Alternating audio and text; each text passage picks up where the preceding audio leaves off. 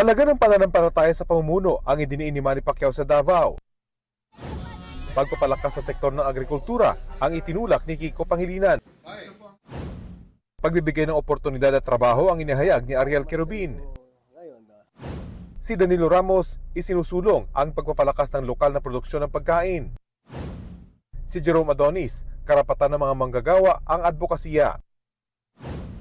Si Alin Andamo, aumento sa sahod ng health workers ang itinutulak.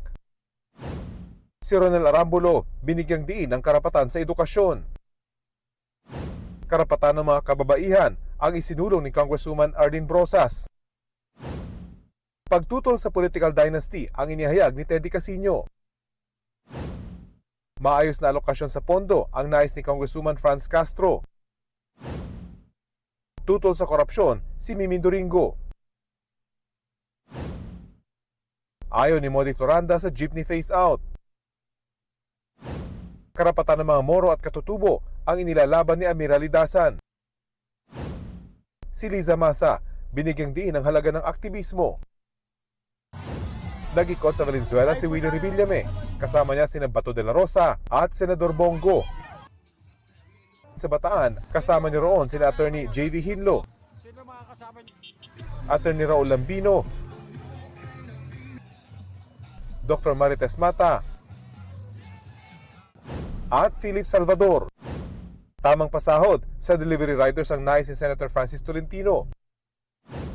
Suporta sa turismo sa Bohol ang pangako ni Congresswoman Camille Villar. Pondo sa mga programang suportado ang mga magsasaka ang pangako ni Bam Aquino. Suporta sa mga katutubo sa Palawan ang inihayag ni Roberto Balyon sa pulong sa Quezon City.